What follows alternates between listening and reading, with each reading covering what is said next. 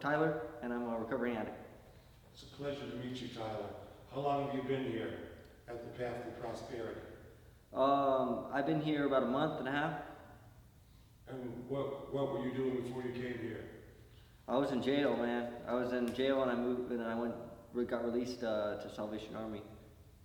So how did that work? Tell us about What process though? How I got to jail or what? that. No, when you got out of jail.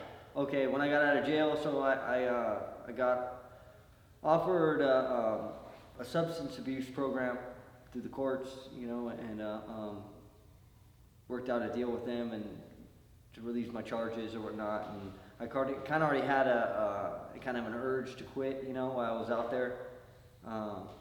And so I ran with it, and they were looking for a spot, and they said because COVID and all that was going to take too long to get a 30-day or 3-month rehab.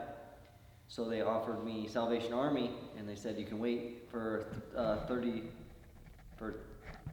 3-month rehab, or you can just go straight to Salvation Army, which would be 6 months. So I'd be waiting in jail for 3 months and get out to a 3-month program would be the same amount of time. So I was like, whatever, and they told me it was a good program and stuff, so I ran with it. And awesome. So you went to the Salvation Army ARC Adult Rehabilitation Center? yes. Great. How was that journey? It was interesting, man. It was quite a change, my idea being there, I don't know if you guys are kind of familiar with just doing time, you kind of just program, So I'm thinking the same thing when I'm going to this rehab. I'm just going to program it. I'm going to go do the rehab. I'm going to get done what I need to get done, and I'm going to get out, and I'm going to go back to what I was doing, And as I met some pretty cool people there, man, and I surrendered is what I did when I got there. That's a big pointer if you're headed that direction, and just listened and took the advice, and I was like, I give it a shot. There was so much great things happening there, and it was way beyond what I thought, and I started slowly changing, and got reintroduced back to like sober life, and just reminded of that it's okay to be sober, because when I was out there, I got used to that. Growing up, I was kind of adrenaline junkie, so like I did skateboarding, all the action sports. Biking was huge for me, riding motorcycles, and then I kind of fell into that, that crime, drugs. Just I thought that was what could make me happy, It's a feeling, but it gets old, and it's not. It's just filling a void, you know what I mean, or whatever, and it's short-lived, and so I was reminded of better things, more life had to offer, and I kind of was reminded, I opened my eyes and took me out of that whole thought process of that was I came up with or whatever. I don't know, man, and it was spiritual, man, and so I just continued from there, stuck it out, and started working the steps and getting involved. That was huge, not just being there, but actually trying to get involved in different events, going to the outside meetings and doing the activities there. I started working in the kitchen and over there as a volunteer, and met a great group of guys and had a blast, man. And that time went real quick, and next thing you know, I'm graduating. I've got a huge group of support friends, and I still keep in touch with, and I'm moving over here, and kind of changed the way I made decisions, like I'm not making such irrational decisions, irresponsible decisions anymore, because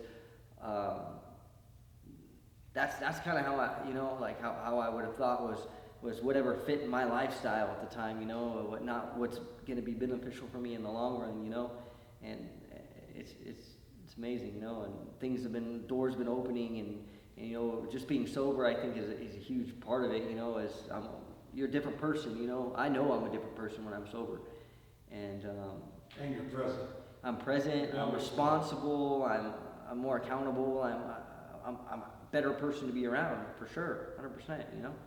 And so, every day, you know, I mean, I have my struggles here and there, you know, especially being out of the rehab, you know, there's those temptations, but what I got from there is enough to move me forward every day and keep me on that right mindset. I want more. So much has happened, and so I've got so much out of it. I want to see how far it can go, you know, like I stumble, you know, just like everyone else, but I keep pushing forward because so much great stuff's happening, and it's just going to keep going, you know. And I want to see how far I can take it, you know. You know, Major Shepherd is recovering, both him and his wife. Yes. You could go as far as you want to go. Yeah. Literally, the sky's the limit. President George Bush is a recovering alcoholic. Former President George Bush. Yeah. I've noticed that like a lot, you know, especially being in recovery. You don't know until you start on that journey and you start bumping into people. You know, a couple of my family members, one I kind of knew was already a recovering addict, but you know, more of them kind of open up. You know, oh, I'm doing it too. You know, and it's cool. You know, it's a good community out there, and I'm so happy for you. Yeah. I mean, your story is filling me with joy. I am literally sitting here tingling. Yeah. I mean, just such a wonderful, wonderful thing for you to have. How do you like being here at the Path to Prosperity? It's great. It's great. It's not what I expected. The same, you know. I'm thinking, you know, because I mean, we have rules here, of course, you know, but the way I'm viewing it is it's just enough rules to keep me going, but it's enough freedom to where I can live my own life. You know, I mean, we're allowed to go out. We can just accountability. You know what I mean? Just let them know where you're going, and take care of your chores here and stuff, and stay clean. I mean, it's as simple as it can be. You know. That transition between being inpatient and being totally on your own.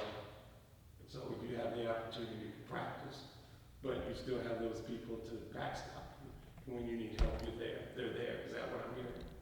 Yeah. Because I mean, everybody that's here is from the Salvation Army that I was at, and so I mean, we have a good brotherhood going here. But even when we go to outside meetings, it's recovery is a lot to do with just it's a brotherly bond. You know what I mean? When you meet more recovering addicts, you're supportive, and you tend to click. You know, and you guys got a lot in common, and you're just fighting that same disease together, and it's different. You know, that's wonderful. I can't explain it. You know. So, do you have a profession?